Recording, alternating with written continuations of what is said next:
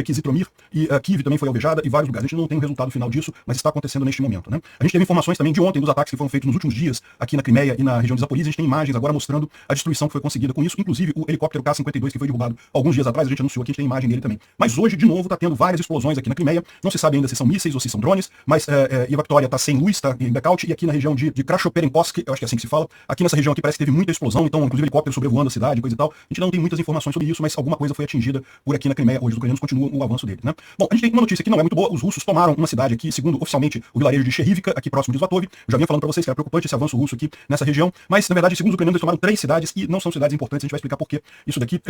Por outro lado, os ucranianos estão avançando bem aqui em todos os eixos aqui ao sul, e particularmente em Staromayorsk, aqui já tem gente falando que já foi liberada pelos ucranianos completamente a cidade, né? Como a gente vinha avisando vocês, o norte da cidade já estava com os ucranianos, mas o sul ainda estava com os russos, né? Segundo estão dizendo, hoje ela foi totalmente liberada. E também a gente tem informações aqui de Klishivka, em que os ucranianos conseguiram avançar mais um bocado de coisa aqui, possivelmente tomaram já Andrivka e Klishivka. Mas qual que é a situação? Eles chegaram a tomar Klishivka completamente, os russos contra-atacaram, foram todos dizimados, mas continuam tentando contra-ataques aqui. Então, por isso que não dá para dizer que Klishivka está liberada pelos ucranianos. Mas a situação lá está muito ruim para os russos. Eles estão fazendo o que o pessoal está chamando de defesa de carne. Nós vamos explicar isso daqui a pouco, né? Além disso, em termos de notícia, a gente tem a informação de que o Putin está conversando com a Dilma. Putin pegue bastante dicas com a Dilma, tá? Ela é uma pessoa muito inteligente, ela vai te explicar como é que estoca vento, como é que você faz para saudar a mandioca, e pede para explicar a questão da figura oculta. Você vai adorar isso. Vamos falar sobre esses e outros assuntos em detalhes. Essas notícias foram sugeridas por Dom Cipilhas pela Lanterna do Vascão, Engenheiro EAD e várias outras pessoas. Obrigado aí ao pessoal que sugeriu a notícia. Obrigado a você que assistiu o nosso vídeo. Se você gosta do nosso conteúdo, por favor, deixa o seu like e se inscreva aqui no canal. Tá? E bom, antes da gente entrar no assunto propriamente dito, como eu falei para vocês, eu vou criar um outro canal em que eu vou passar a publicar esses vídeos da Ucrânia, tá? A partir do dia 1º de agosto. Então, o novo canal se chama Non Império, né? Pode parecer um pouco presunçoso, eu não tenho certeza se eu gostei do nome não, tá? Non Império Fit Justitia, que é latim para não existe justiça estatal, não existe justiça imposta à força. Enfim, mas é difícil achar um nome bom no YouTube, a maior parte dos nomes bons já foram tomados, então, por enquanto fica isso, depois mais na frente, se for o caso, a gente muda o nome do canal, não tem problema não. Então é Non Império o nome do canal, o link tá na descrição, se você quiser entrar lá e já se inscrever no canal de uma vez, já vai ficando pronto para quando a coisa acontecer, a partir do dia 1º de agosto, os vídeos da Ucrânia vão sair neste canal, não no canal atual. Eu botei um vídeo lá, esse vídeo, o primeiro vídeo que eu fiz sobre a guerra da Ucrânia, eu subi lá, é um vídeo antigo, não tem nada ainda, mas vai começar a partir de agora, né? E depois eu vou até perguntar pra vocês o que vocês acham, se vale a pena transportar todos os vídeos que eu fiz deste canal aqui do Ancapsu pra lá, ou se é melhor deixar esses vídeos antigos no Ancapsu e passo a fazer os vídeos novos lá. Enfim, mas depois a gente discute isso. O importante só é você aproveitar, entrar lá no canal, já se inscrever pra garantir que... tem que também explicar aqui, ó, que vai ser... todos quero ser avisado de todos os vídeos. É pra você receber o aviso dos vídeos lá da Ucrânia, né? 1º de agosto. Bom, outra coisa também importante de avisar. Eu vou viajar para os Estados Unidos, eu já estava planejando fazer essa viagem há algum tempo, mas eu acabei de confirmar, já comprei as passagens todas, tudo certinho. Eu devo sair aqui do Rio de Janeiro no dia 17 de agosto, chego em Nova York no dia 18, aí fico lá, fico nos Estados Unidos quase um mês, vou ficar até o dia 14 de setembro. Eu vou visitar várias cidades lá nos Estados Unidos e depois volto aqui pro Brasil, né?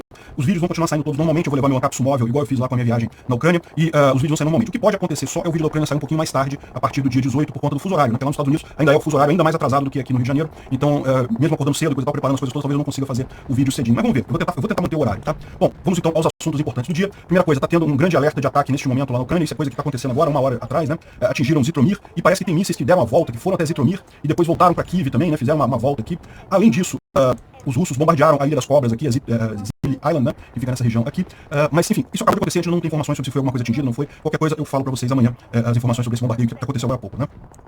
Bom, informações sobre ataques que tiveram nos últimos dias e que podem ser importantes. O Ministério das Relações Exteriores da Romênia anunciou que um navio romeno de bandeira romena que estava ali no porto de Remini foi atingido por pedaços dos drones russos que foram usados para atacar o porto, né? A gente explicou isso, esse ataque aconteceu há coisa de 2 dias atrás. Reni é esse porto aqui, ó, é um porto que fica bem aqui no cantinho da Ucrânia, perto da divisa com a Romênia e com a Moldova. Então é nesse cantinho aqui o porto, e os russos atacaram esse porto com drones para destruir o porto, só que atingiram também um navio romeno que estava ali na região, né? Por enquanto foi só estilhaços que atingiram aquilo ali, mas eu acho que devia acionar o artigo 5 de uma vez, afinal já foi um ataque à Romênia, né? Não creio que eles vão fazer isso, mas eu acho que deveriam. Bom, a gente falou alguns dias atrás também sobre um ataque na região aqui do norte da Crimeia, em Vesely, né? A base aérea de Vesely, que fica aqui próximo a Jankoy. Aqui, ó, Vesely é o nome da base aérea, que é essa base aqui, fica na cidade de Volnoye, aqui no norte da Crimeia, e foi atingido alguns dias atrás, e de novo a gente tem agora a informação, as imagens do que foi atingido lá, né? Parece que foi justamente essa parte aqui, onde havia uns depósitos de munição novos aqui, algumas coisas de munição novas que eles construíram, e isso teria atingido aqui essa região, né? E também você lembra que teve uma base de reparos que foi atingida também, tem aqui a imagem da base de reparos, que seria esse prédio aqui, ó, que também foi destruído ali na região, né? A base de reparos tem esse quintal grande aqui, onde ficam os equipamentos, e tem a parte de reparos em si que fica aqui no prédio, e o prédio foi destruído por esse ataque ucraniano há coisa de 2, 3 dias atrás, né? Bom, essa imagem aqui é impressionante, um helicóptero russo, um K-52, a gente falou sobre isso ontem, agora não lembro de exato, mas ele foi atingido, e agora a gente tem as imagens desse helicóptero sendo atingido, realmente impressionante a coisa. Aparentemente foi atingido no ar por um míssil, né? Os pilotos, os tripulantes não tiveram nem chance de sobreviver, né? Foi impacto direto mesmo.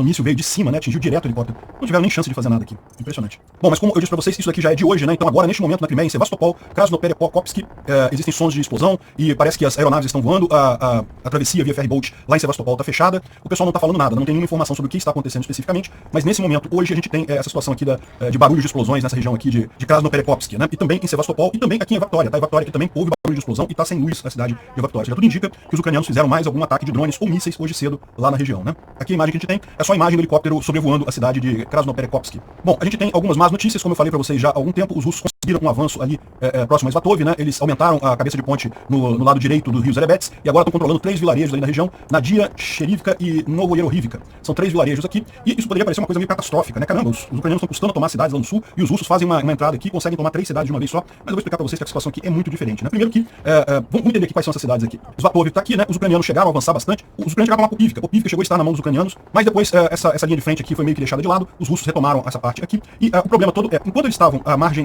esquerda, né, que é a margem leste do rio Zerebets, que é esse rio aqui, não tem problema, o rio Zerebets é a defesa natural dos ucranianos, mas alguns dias atrás, a gente até falou no vídeo de ontem, os russos tentaram vários vetores de ataque aqui na região norte, aqui em Luhansk, tentaram aqui em Kupiansk, não conseguiram ir longe, tentaram aqui em Kriná, não conseguiram ir longe, tentaram em vários lugares, a gente falou sobre isso ontem, o único lugar que eles conseguiram avançar foi aqui, né, infelizmente aqui eles conseguiram de fato em Kovalivka e segundo eles estão dizendo aqui, eles tomaram Serivka, mas também Nadia e Novoyerohivka, essas 3 cidadezinhas aqui foram tomadas pelos russos, né, e bom, isso é preocupante, isso não é uma coisa boa, mas não é tão grave quanto poderia parecer, porque na verdade o que está acontecendo é isso aqui, ó. Isso daqui é Kovalivka, o rio Zerebets passa aqui, então aqui você tem Novoyerohivka e Siglivka tá aqui e Nadia tá aqui, ó. Repara que são 3 cidades muito pequenas, é tudo coisa, vilarejo de uma rua e é tudo na parte baixa da região, né? Aqui, ó. Novoyerohivka também aqui, ó. É só um vilarejozinho aqui, não tem nada, e na parte baixa aqui da coisa, né? Os ucranianos ainda dominam as alturas. Então, ou seja, isso aqui não tem nenhum futuro para os russos, isso aqui. É muito difícil os russos conseguirem fazer um avanço significativo aqui. De novo, é preciso tomar cuidado, é preciso prestar atenção. Toda essa região alta aqui é dominada pelos ucranianos, então, e mesmo esses altos aqui, ou seja, dá a impressão de que o mapa aqui, como eles colocaram aqui, né, dá a impressão de que tomou tudo, né? Mas não, avançou aqui nos lugarejos aqui, avançou nas partes baixas, né? Aqui, esse canal italiano explica como é que o que foi o avanço que os russos fizeram. Eles fizeram um avanço por aqui e por aqui também, né? Mas os ucranianos estão nas partes altas ainda, então, provavelmente, eu espero que isso daqui seja uma técnica de defesa em profundidade dos ucranianos, ou seja, eles deixaram os russos avançar nesse sentido, porque é um sentido altamente favorável para eles fazerem um contra-ataque, e agora que os russos avançaram, eles podem atacar com muita facilidade a partir da parte mais alta aqui, esses avanços russos nessas 3 cidadezinhas aqui que foram teoricamente tomadas, né? Eu imagino que seja isso. Vamos aguardar os próximos dias. Não é uma boa notícia, não estou dizendo isso, mas evidentemente não é uma notícia tão ruim quanto pode parecer. Isso daqui. Mais preocupante é justamente a cabeça de ponte no rio Zerebets, porque o fato de eles terem conseguido essa cabeça de ponte e estarem fazendo operações aqui do lado de cá, significa que eles estabeleceram uma cabeça de ponte muito significativa aqui nessa região, né? Os ucranianos vão ter que lidar com isso. É lógico, a prioridade da Ucrânia agora é lá no sul, é limpar o corredor de terra, né? Justamente para permitir o retorno da Crimeia. Os ucranianos, quando resolverem retomar Luhansk, é relativamente fácil retomar essa região aqui. Essa região é uma região pouco habitada, não é muito habitada, são grandes campos, tá vendo? Ao contrário daqui, que você vê muitas cidadezinhas por aqui, essa região aqui é relativamente fácil de ser tomada, então os ucranianos não estão preocupados com isso, não é a prioridade deles. É lógico que eles vão tomar isso daqui, mas muito mais importante é justamente fazer isso daqui, porque aqui você tem a possibilidade de simplesmente inviabilizar a Crimeia para os russos, né? Bom, e justamente ali no sul é onde os ucranianos estão colocando o grosso das forças. Aliás, esses ataques que são dos russos, o interesse é justamente tentar fazer os ucranianos botarem mais reservas lá para cima, né? Enfim, as forças ucranianas, segundo Raibar, retomaram ataques de larga escala ali próximo de Robotny, muito equipamento pesado, eles estão dizendo, muita coisa está acontecendo ali. Isso já é a segunda vez que a gente ouve falar nos últimos dias que os ucranianos aceleram as operações ali em direção a Robotny. Isso é esperado, tá, gente? Robotny está muito bem guardada, né, muito bem protegida, os russos montaram uma linha defensiva muito forte aqui, e a ideia é essa mesma, a questão é que quando romper essa linha, a coisa deve ficar muito mais tranquila. Enfim, muita coisa está acontecendo aqui em Robotny, inclusive tem algumas imagens aqui, ó, seria do ataque que está acontecendo hoje lá em Robotny. As fontes russas dizem que 20 veículos armados do padrão OTAN, mais 15 que seriam Bradleys, estariam atacando as linhas de frente ucranianas. Eles disseram que já destruíram 5 deles até aqui, ou seja, é uma grande concentração que está indo para lá. Enquanto destruir alguns desses veículos, eles foram feitos para serem destruídos mesmo, não é para guardar. Enfim, a coisa está avançando ali, parece que os ucranianos estão realmente aumentando a temperatura. Isso daqui é uma imagem do satélite de Robotny, dá para ver aqui um grande incêndio dentro de Robotny, e nessa posição aqui, né, ou seja, como vocês sabem, essa cidade, os ucranianos eles já estão aqui no nortezinho da cidade, já estão entrincheirados aqui no norte, também aqui na parte leste da cidade já tem muitas tropas ucranianas. A questão é dentro da cidade em si e alguns complexos de trincheiras que tem por aqui que são bastante difíceis de tomar. Aparentemente os ucranianos atingiram alguma coisa nessa região aqui e tá pegando fogo com muita vontade ali. Bom, falando de Staromayorsk, então isso, até aqui foi a região de Robotny, sabemos que a velocidade dos ataques aumentou, mas não temos ainda nenhuma novidade daqui, né? Staromayorsk é essa região aqui, de novo a situação, os ucranianos dominam o norte da cidade, o sul ainda estaria com os russos, mas conforme o pessoal está mostrando aqui, as forças russas estão deixando suas posições e sendo atingidas lá em Staromayorsk, né? As forças armadas ucranianas disseram que os ucranianos avançaram dentro da cidade, conseguiram avançar mais aquilo ali, e as imagens aqui são imagens de reconhecimento aéreo que mostram a briga dentro da cidade, né? Mostram a imagem da cidade. Isso daqui é a cidade de Staromayorsk, tá, gente? Não é porque é uma cidade pequena mesmo, tá vendo? Tem grandes prédios, grandes cidades, uma cidadezinha, algumas casinhas aqui, outras casinhas ali, então isso daqui é o que está acontecendo lá, né? Aqui parece que tem mais imagem, é a mesma coisa que eu botei no outro, é a mesma coisa que eu botei no outro. Parece que os ucranianos destruíram um local onde os VDV russos estavam alocados e capturaram vários paraquedistas ali em Staromayorsk e também pegaram a contagem de mortes ali, ó. Isso é uma coisa que é muito importante para ter a visão, né, de exatamente como é que está indo o ataque ucraniano, você ter acesso a esses documentos, que são documentos internos dos russos, isso acaba sendo útil, né? As fontes russas disseram que a situação está muito complicada em Staromaiosk, e aqui também, esse aqui é o que ele estava falando, aqui, as fontes russas, a situação está muito complicada em Staromaiosk, com a possibilidade de que a Ucrânia tome controle de todo o vilarejo, né? Hoje a gente viu aquele vídeo dos russos abandonando suas posições dentro lá do vilarejo. Isso daqui é o blogger russo falando, já traduzido, né? A situação em Staromaiosk é muito complicada, existe a possibilidade do inimigo tomar controle do vilarejo. Bom, nós vamos ter que bater nele de novo. É lógico, os russos vão fazer contra-ataques, tentaram várias vezes retomar Makarivka, não conseguiram. Agora o próximo passo é Staromaiosk. Certamente quando os ucranianos tomarem aqui, os russos vão tentar fazer contra-ataques aqui e novamente não vão conseguir. E a coisa toda vai se mudar para Zavitne Bajania, que é essa outra cidade aqui. Esse é o caminho, né? Olha só, tem informação aqui que, segundo algumas fontes, Staromaiosk já está liberada dos russos, já seria oficial isso, né? Eu ainda não vi a mensagem oficial do exército ucraniano mesmo falando isso. Mas esse pessoal costuma ter informações antes da gente, de qualquer forma, então é possível que de fato Staromaiosk já tenha sido liberada aqui, né? Mas vamos aguardar, porque não seria a primeira vez que eles falam isso daí nessa situação, né? Bom, e onde teve mais avanço ainda foi ali na região de Klishivka, né? Como a gente falou ontem, em Klishivka, aqui ao sul de Bakhmut, os ucranianos conseguiram uma situação muito favorável, eles tomaram a colina 197 aqui, essa colina, alguns estão falando que é a altura dela, mas eu não sei se é a altura não, então eu acho que eles numeram no mapa as colinas, aquelas que não tem nome, né? Pra gente poder referenciar na hora de usar fogo de artilharia, esse tipo de coisa, então eles têm esse padrão de numerar as colinas nas regiões, né? Mas pode ser a altura também, não sei. O fato é que eles estavam chamando de colina 97, e aqui entre Andriivka e Klishivka, e isso deixava os russos numa situação muito complicada aqui, né? A gente tem informação em relação a isso. Ainda não tomaram Klishivka, parece que já tomaram Andriivka. Andriivka, vocês sabem, é um vilarejo muito pequeno, né? Uma ruazinha aqui. Klishivka é um pouquinho maior, não é também grande não, mas é um pouquinho maior. De qualquer forma, em ambos os casos, a grande vantagem dessa região aqui são as colinas em volta delas. Realmente isso é muito mais importante do que as cidades em si, né? E aí a gente tem algumas imagens aqui, ó. Isso aqui foi um grupo de VDVs russos, também na região de Bakhmut, e que sofreram um dos contra-ataques. Então, o que aconteceu? Os ucranianos tomaram Klishivka completamente ontem, tomaram tudo. A cidade inteira expulsaram os russos completamente daqui. Só que o que os russos fizeram um contra-ataque, né? Fizeram um contra-ataque a partir daqui e retomaram parte da cidade. Esse daqui é justamente o contra-ataque. Só que quando chegaram em determinada posição, os ucranianos fizeram a defesa em profundidade, ou seja, eles deixaram os russos avançar dentro da cidade com posições preparadas para fazer emboscada, né? E foi o que aconteceu aqui. É uma clássica emboscada. Isso daqui, esse aqui então foi o ataque, um dos ataques russos tentando retomar Klishivka, né? Então os ucranianos deixaram os russos avançar. Eu não posso tocar esse vídeo porque aparecem algumas cenas que não são agradáveis, o YouTube não gosta desse tipo de coisa. Então dá pra ver aqui uma unidade russa avançando aqui, um blindado russo avançando aqui. Em determinado momento os ucranianos abrem fogo sobre o blindado, pegam os russos desprevenidos e o que se segue é uma confusão de russo caindo, porque os russos estão desprotegidos, e os ucranianos estão aqui nos destroços dos prédios aqui. É uma emboscada clássica isso daqui, e em determinado momento os russos desistem, né? O cara do blindado resolve a marcha e fugir, ainda assim é metralhado até parar ali na região. Ou seja, terminou com um chão coberto de russos ali na cidade de Klishivka, né? Mas é aí que tá, né? Os ucranianos ainda dizem que não estão no controle da cidade, porque os russos continuam tentando fazer esse tipo de contra-ataque, né? E os ucranianos estão gostando, né? Faz mais, né? Porque acabou com um monte de russo ali na região, quanto mais eles fizerem, melhor, né? Esse vídeo aqui mostra uma outra situação de combate ali naquela região também, aqui já fora da cidade, numa das colinas ali na região, em que os ucranianos desalojam alguns russos ali também,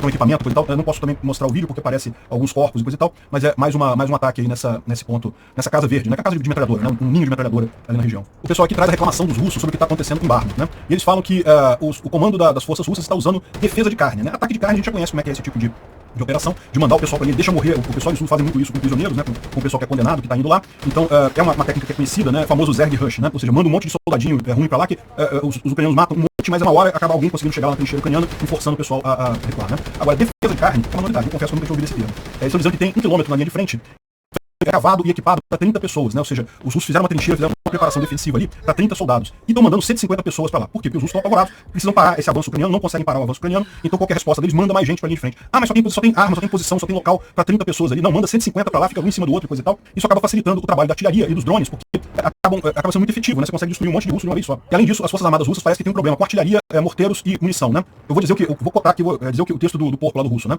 2 morteiros russos não são capazes de aguentar um carrossel de fogo ucraniano. Desde armas de tanque até drones que jogam munição e destroem os nossos soldados sem parar, né?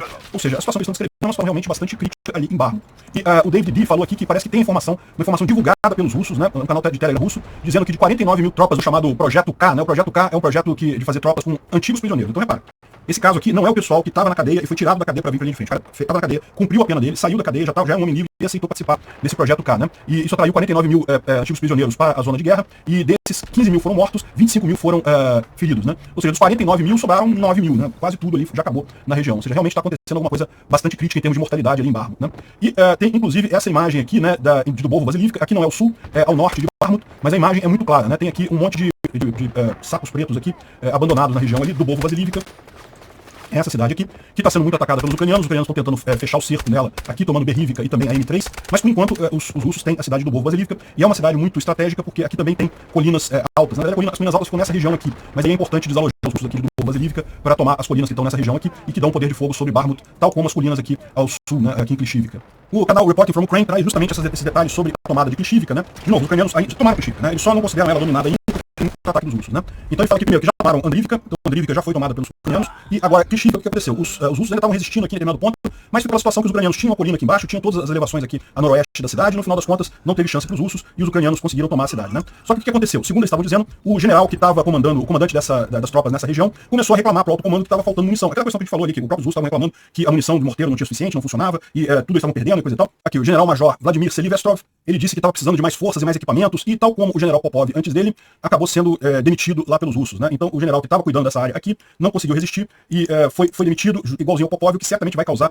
mais dor de cabeça para os russos ali na região. É lógico que tem outros comandantes que podem ser colocados no lugar dele, mas aquele negócio, sempre que você troca o comando da tropa, é um impacto que você tem ali no campo de batalha, ainda mais no momento em que você está numa disputa tão séria assim, né?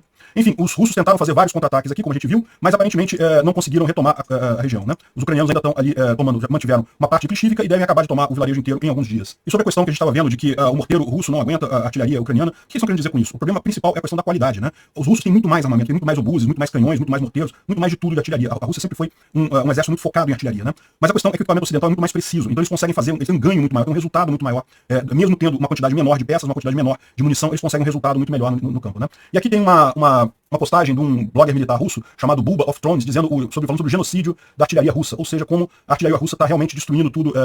As perdas ucranianas somem em significância devido às russas, né? Enquanto Bradleys e etc. podem ser substituídos, né? Os Estados Unidos têm uma quantidade enorme dessas coisas, os obuses e outras peças de artilharia russas não podem. Eu não sei se não podem não, tá? Porque a Rússia também tem um estoque muito grande dessas peças. Mas enfim, basicamente o que o cara fala é justamente essa base que eu mencionei, sobre a questão da precisão dessas armas e a dificuldade que os russos estão com a artilharia ali na linha de frente, né? O Instituto para o Estudo da Guerra focou aqui sobre a questão da briga de poder do Prigozhin, como é que o Prigozhin, estando na Bielorrússia, afeta o balanço de poder entre Belarus e a Rússia. Eu não sei se isso é uma coisa muito interessante, não. Vou pular essa parte aqui. O novo drone marítimo ucraniano chamado Magura V5 vai ser apresentado na Feira de Indústria Internacional de Defesa, né? Lá na Ucrânia mesmo, ou seja, a nova design dele. Parece bonito mesmo, né? O antigo marine americano, né, o ex-marine americano, o Trevor Reed, que estava preso na Rússia, ele foi liberado numa troca de prisioneiros, aqui não está claro se foi uma troca de prisioneiros com os Estados Unidos diretamente ou com a Ucrânia, né? Esse cara parece que ele estava na Rússia a turismo ou fazendo sei lá o quê e foi preso pelos russos por motivos aleatórios. Realmente é aquele negócio. Nesse momento, com a Rússia desesperada do jeito que ela está com essa guerra, qualquer estrangeiro ir para a Rússia é um risco enorme dos russos prenderem por motivos qualquer aleatórios, justamente para tentar fazer troca de prisioneiros depois, né? O Zelensky falou que a Ucrânia vai receber reforço na defesa antiaérea e isso vai ser direcionado para onde é mais necessário agora. Eu não sei não, mas isso me deu a impressão de dizer que não necessariamente vai para Odessa, né? Porque Odessa é importante, é lógico, muito importante, mas muito mais necessário seria na linha de frente para a Ucrânia ganhar essa guerra. Houve uma troca entre as embaixadas russas e da Tchequia, né? O Ministério da Defesa russo falou que a Tchequia, ou a República Tcheca, tem um problema crônico que as autoridades do país não pretendem resolver, ao contrário, preferem se meter em políticas externas destrutivas e acabam indo em direção à russofobia, né? Russofobia é o termo que os russos inventaram para quem é justo e percebe que os russos estão errados na guerra e criticam os russos por isso, né? É lógico, ninguém tem nada contra os russos como pessoa, como ser humano, como coisa e tal, mas eles evidentemente estão errados nessa guerra, então é plenamente justificada a desconfiança que todo o resto do mundo tem neste momento com o povo russo, né? E aquele negócio, muita gente fala que é a guerra do Putin e coisa e tal, mas na verdade tem muita gente lá na Rússia que está nessa guerra e está animadona e tá coisa e tal. É lógico, nunca se deve generalizar, a gente sabe que não é 100% do povo russo que está apoiando essa guerra, mas isso, lógico, acaba justificando as pessoas ficarem de pé atrás com a Rússia, né? Então a russofobia é plenamente justificada. Aliás, eu não chamaria de russofobia. Quem está chamando de russofobia são os russos, né? De Relações Exteriores da República Tcheca respondeu que os problemas crônicos da Tchequia, nós não raptamos crianças, não bombardeamos hospitais e nem ocupamos países vizinhos. Saia da Ucrânia. Ou seja, respondeu muito bem para os russos, né? Os russos ficaram aqui. Eu não tenho resposta, cara. É impressionante como é que a Hungria continua ainda nesse barco aqui. O chefe do Ministério da Defesa, do Ministério das Relações Exteriores da Hungria disse que a participação dos russos na Olimpíada poderia ajudar na paz da Ucrânia. Não ajuda em nada, né? Ninguém quer esse tipo de participação nesse momento. A Rússia vai aumentar o número de homens sujeitos ao serviço militar obrigatório. Está aumentando a idade, até 30 anos de idade você tem que fazer serviço militar obrigatório, né? Para você ver como é que tá ficando. Já estão começando a raspar o fundo do tacho lá para pegar alguma coisa aí para poder abastecer a linha de frente, né? Olha só que coisa, a Dilma se encontrou com o Putin nessa quarta-feira, ou vai se encontrar com o Putin nessa quarta-feira em São Petersburgo, né? O Putin tá tendo montou um encontro Rússia-África em São Petersburgo, já que ele não vai poder ir na África, porque senão ele seria preso. Ele convidou os líderes africanos a irem a São Petersburgo e olha só quem apareceu lá, a estocadora de vento oficial do Brasil, a Dilma Rousseff. E segundo eles estão falando aqui, parece que ela vai arrumar um empréstimo pro Putin, né? Olha que coisa triste. Eu vou te falar um negócio. Ela agora é a presidente do Banco de Desenvolvimento, né? O Banco dos BRICS lá. O Banco dos BRICS não tem dinheiro, tem muito pouca grana lá, não tem investimento nenhum de fato. Mas, de qualquer forma, o gesto simbólico do Banco dos BRICS emprestar para a Rússia é um gesto muito ruim para quem participa dos BRICS, né? Estar associado à Rússia não é uma posição boa neste momento. Obrigado por assistir o vídeo até o final. Além de curtir, compartilhar e se inscrever no canal, considere se tornar patrocinador com valores a partir de R$ 1,99. Clique no botão Seja Membro abaixo para saber as condições e vantagens de patrocinar o canal. Mais informações sobre o nosso projeto, visite nossos sites indicados na tela.